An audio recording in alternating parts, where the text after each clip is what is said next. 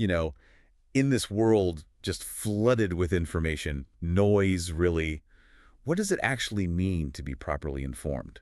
Hmm. Is it just about consuming more stuff? Or maybe it's about finding those deep insights, even the ones that make us a bit uncomfortable. Right, cutting through the chatter. Exactly. So today, we're doing a deep dive into a really pivotal Indian thinker, Professor Narhar Kurundkar. Hmm. And we're looking at him through the eyes of a contemporary writer, Professor Nazir Sheikh. Yeah, our source is mostly Sheikh's article, Kurundkar's Wisdom and Today's Reality.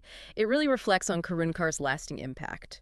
So our mission, for you listening, is to pull out some surprising, timeless lessons from Kurundkar's work. How his ideas, which were pretty radical then, feel even more powerful now. Yeah. Okay, let's unpack this. We're talking about a thinker who, I mean, decades after he passed away, feels incredibly relevant to the stuff we're facing right now. It's fascinating, actually. Professor Sheikh talks about Kurundkar's influence not just being academic, but deeply personal for him. Well, he says, reading Kurundkar, thinking about his ideas, listening to his speeches, it gave him the courage to write without fear. Wow. Yeah, Sheikh mentions he actually lost jobs, faced real opposition, all because he was trying to speak truthfully and push for systemic change. That's serious commitment. But he felt no regret. He said Kurundkar's thinking empowered him to just speak his mind, whatever the cost. That really says something about Kurundkar's power. So for anyone listening who maybe hasn't heard of him, who is Narhar Kurundkar, why should we care today? Well, she calls him a luminous thinker, part of Maharashtra's Enlightenment tradition.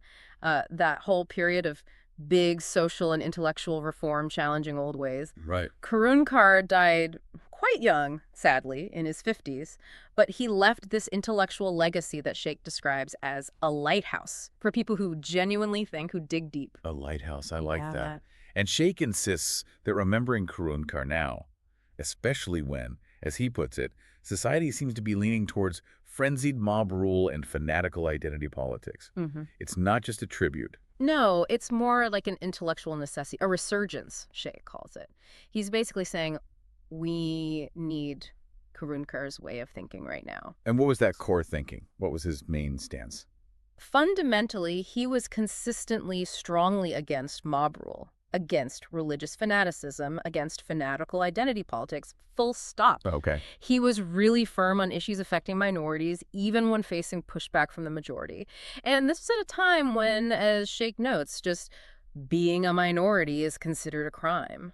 That sounds depressingly familiar sometimes. Mm-hmm. And he didn't shy away from critiquing majority fanaticism, either the superstition, the excessive pride, the distorted glorification of history. Right. He didn't just critique history. He challenged the whole idea of using it as your primary identity. That's still pretty bold today. Totally. He argued that the history we often celebrate, kings, rulers, feudal lords for ordinary people, it was mostly a history of exploitation. Oof. Yeah. And he believed dwelling on that kind of history just blinds you to the present, traps you, he said, in a kind of slavery. So what was the alternative he proposed? His call was really clear. Embrace science, cultivate actual wisdom, and make social reform your real purpose. Look forward, act now. Don't get stuck romanticizing a past that maybe wasn't so great for everyone. So a very action-oriented, future-focused approach. Exactly. Using wisdom, practically, to make society better, breaking free from just blindly following the past. It is amazing how ideas from his time can feel so immediate. Let's dig into his books then. Sheikh calls them tools for intellectual journey and awakening of wisdom. What kind of tools are we talking about?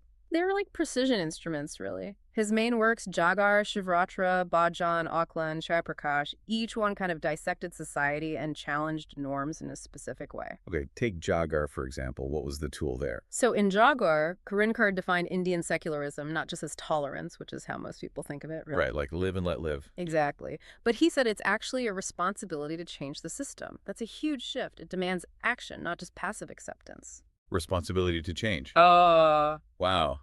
How did he apply that? Well, he fearlessly tackled religion-based politics. And he argued, for instance, that Chhatrapati Shivaji Maharaj wasn't just a Hindu icon, but a symbol of justice, secularism, good administration, broader than just identity. Okay, so Jagar was about secularism as active responsibility. What about, say, Bhajan and the Dalit movement? How did he approach that differently? Pajan does explore experiences from the Dalit movement, sure, but the key thing Kurundkar did was interpret Dr. Ambedkar's ideas on social justice in his own way. Which was? He argued that real social justice needs a transformation of the heart, not just laws, an internal shift, not just ticking boxes. Interesting. Deeper than just policy. And then you have Aklan. Sheikh calls it a mirror that strips away the myths around leaders. A mirror? Yeah, Kurundkar gave these really balanced assessments of big figures like Gandhi, Nehru, Ambedkar, Subhas Babu. He refused to put anyone on a pedestal, which was pretty radical back then. And Chaya Prakash. That sounds intense. It was. Written during the emergency, Sheikh calls it a fierce documentation of the crisis Indian democracy was facing. A really sharp critique of unchecked power. Still feels relevant, doesn't it? Eerily so. Which, I guess, leads to the inevitable question. Given how fearless he was, what does Professor Sheikh think Kurundkar would be doing if he were alive today? Sheikh is absolutely convinced Kurundkar would have written openly, directly about things like the Babri demolition, the Gujarat riots, mob lynching, identity politics driven by votes, attacks on minorities. He wouldn't pull back. Not a chance. Sheikh is sure he would have criticized the current government, probably would have faced consequences, maybe even jail time. But the key thing Sheikh emphasizes is he would not have remained silent. Truth first, safety second.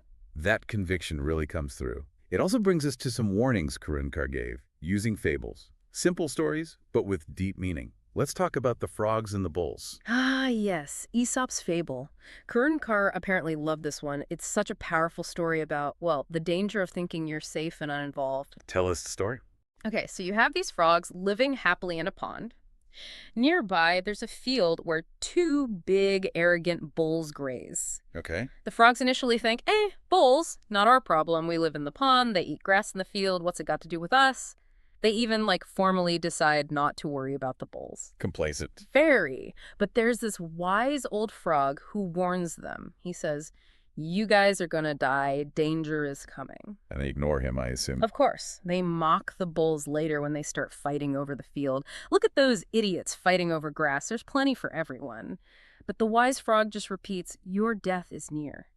He understands it's not about grass, it's about power. So what happens? The bulls clash violently. One gets defeated and, in retreat, charges right into the pond, Oh, no. trampling hundreds of frogs.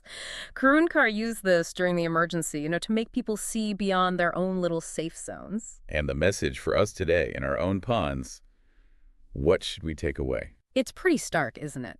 It means that even if you feel safe, you need to speak up against injustice or power struggles happening over there. Because that aloofness, that silent consent, it can come back to bite you. Neutrality isn't really neutral. Exactly. It's consent, effectively.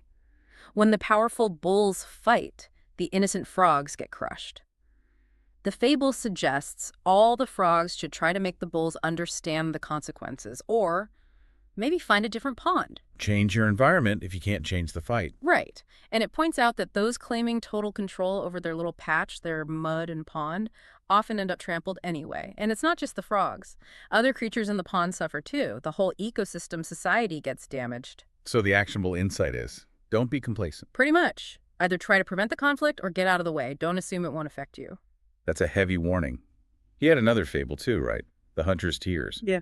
This one feels like it's about seeing through deception. Yes, another powerful one he used during the emergency. The story is about a hunter catching birds, wringing their necks one by one. Grim. Yeah.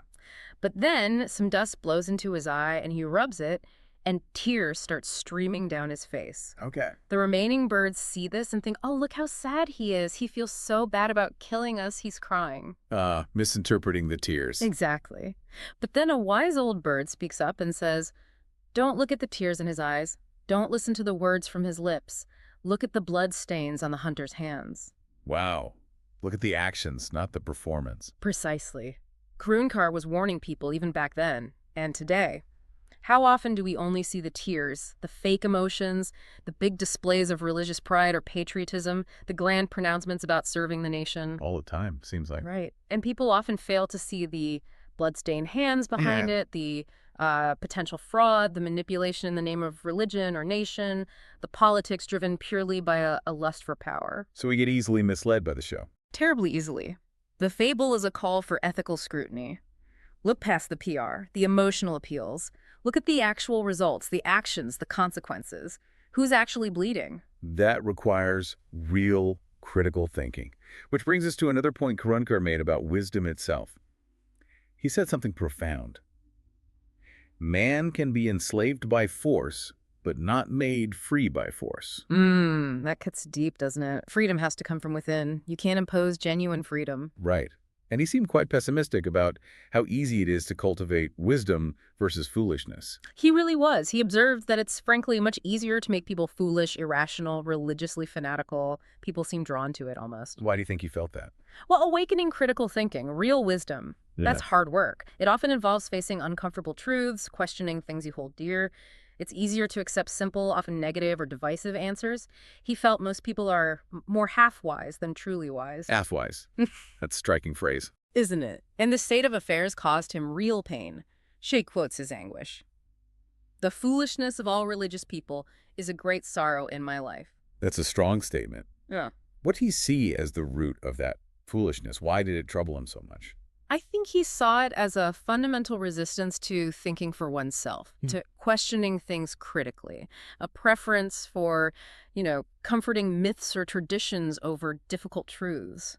This half-wisdom wasn't just lack of knowledge. It felt like an active rejection of rational thought. And that rejection blocked progress. Exactly. He saw it as the biggest roadblock to societal improvement, to real human freedom, that collective unwillingness to think critically. So what was his solution? How do you fight that? His answer sounds almost too simple, but it's demanding. He said, read literature to become wise. Read literature, not philosophy or science specifically. Literature, because it cultivates empathy, forces you to see through other eyes, encourages critical interpretation, exposes you to diverse human experiences. It's an active process of building wisdom, not just absorbing facts. A call to engage deeply with stories. Okay, let's shift gears slightly to something you mentioned was controversial. His views on the English language, especially compared to someone like Balchandra Nimade. Right, this is a really interesting point of contrast. Nimade, a major literary figure himself, strongly champions Indian traditions, culture, language. And he sees English differently. Very differently. Nimade argues that English education and British rule are basically to blame for a lot of modern problems, that India was highly advanced before the British in science, tech, etc. He even talks about an indigenous education system, Pantoji, that he claims taught everyone, all castes, including women. So English as a corrupting, damaging influence, that's one view. A powerful one. Yeah. But Kurundkar, he went completely the other way. He argued English was actually crucial for India's awakening. How did he justify that? That sounds counterintuitive to many. Well, his argument, pretty provocative, was that the awareness of being enslaved, the whole drive for independence, actually came through the English language and the ideas accessed via it. He said English inspired him personally to ditch superstition and study subjects critically. He believed it was English that truly laid bare India's long history of defeats, and importantly, the responsibility to change that trajectory. So it revealed uncomfortable truths about India's own past. Yes, including revealing the pre-British era, not as some golden age of intellectual freedom, but often as a time of deep social slavery for vast numbers of people. So for him, English wasn't the chains, but the key that showed the chains were there.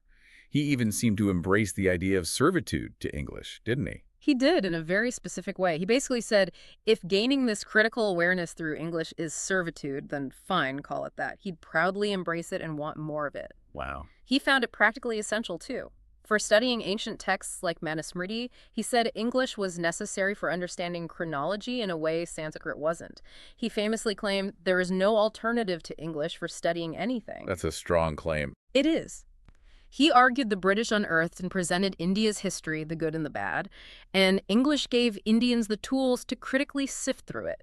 He saw the push against English often stemming from a defensive tradition, which he equated with social slavery, whereas English, paradoxically, fostered individual intellectual freedom. So he'd rather have the slavery of English, if it meant individual freedom, than a freedom tied to traditions that enslaved people socially. That was his provocative stance, yes. It's incredibly nuanced. He's not saying English is inherently better, but that historically it played this vital role in intellectual awakening. But he didn't think English was the only answer going forward, right? Yeah. He saw its limits, too. Absolutely. He was pragmatic. He knew English couldn't and shouldn't replace Marathi for everyday life in Maharashtra, for example. Okay. But looking ahead, for India's progress on the world stage, he argued English alone wasn't enough either.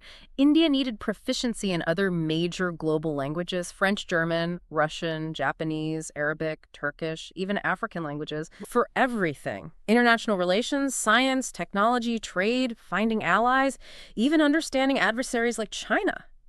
It was about equipping India for a complex global future, not just relying on one colonial legacy language, a multilingual, pragmatic approach. So, tying all this together, Hmm. what does it mean for you listening now? We've walked through Kurundkar's thinking with Professor Sheikh as our guide, and it really seems his ideas are just as sharp, just as needed today. Absolutely. We've touched on his push for critical thought, challenging history, fighting mob mentality, the need for active engagement. Those fables, the frogs and the hunter, they stick with you. And Yeah. maybe the core challenge he identified is still the biggest one, actually awakening that critical thinking, that real wisdom, instead of just going along with the easy, often divisive He narratives. said it's easier to make people foolish, Than truly wise. That's the struggle. which leaves us, and you, with a question perhaps. In our own lives, when we see the big emotional displays, the tears, are we looking closely enough for the bloodstains? And in this Yeah. noisy world, this chaotic field, are we choosing to be carefree frogs, just hoping the fighting bulls stay away? Or are we consciously deciding which pond we want to be in and what our responsibilities are within it?